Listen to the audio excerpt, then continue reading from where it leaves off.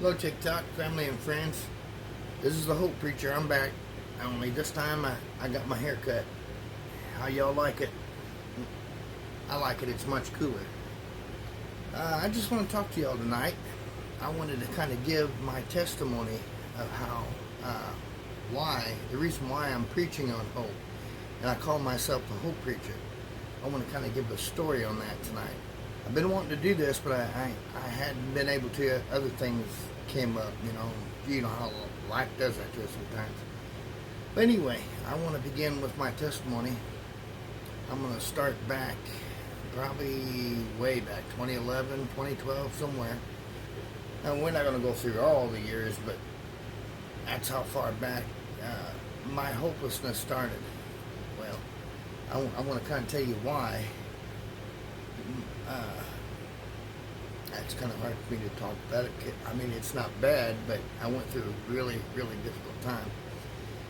And that's why my heart is for people that are hopeless like I was. Well, let me give you my story. It started back me just dabbing in things I shouldn't have been into. I was a Christian. Me and my wife probably been married 10, 15 years, something like that.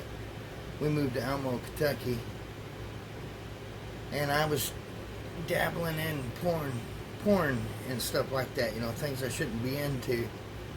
And I don't know, something just got a hold of me one day. The Spirit just swept over me, just swept over me, and I began to have the feelings of hopelessness, like I was hopeless. I went too far.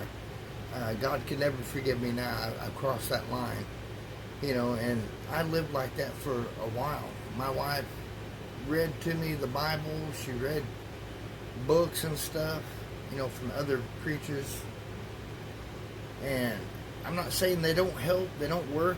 I kind of call them self-help books. Some of them aren't. Some of them are good. But I got to the point where I said, Lord, I don't care what anybody else says, my wife or anybody. I'm not to be mean. I said, but I want to hear it from your own word, your own lips. I want to hear it from the words from your own lips. I want you to tell me. I want you to tell me how I can get out of this fear and hopelessness. I want your word and what you say.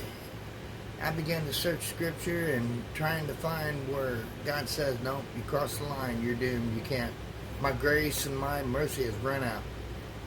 And I tell you what, I read that Bible from front to back, and I cannot find anything that says I went too far.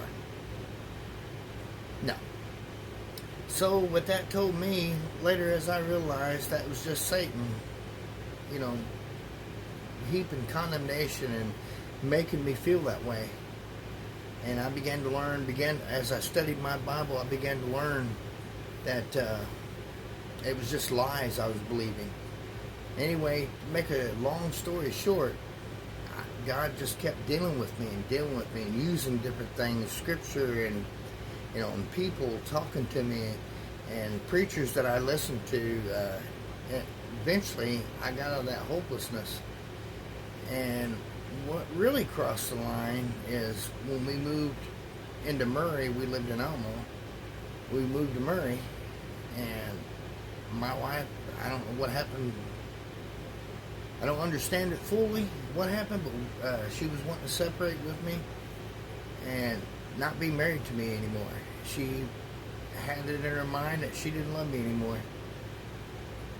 And this is very difficult to talk about too, but hey, I'm trying to show you what I went through so I can help you, so I can be a witness to you, and of the hurt and the hopelessness and didn't know what to do and feel cornered and you feel hopeless, like you can't, there ain't nobody to turn to, nobody cares, not even God cares. But that's all a lie. God does care. He's always there.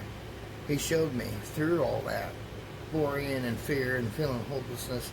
He showed me later on that he was carrying me the whole way through. He had to pick me up and carry me because I couldn't even walk. But he carried me. Praise the Lord.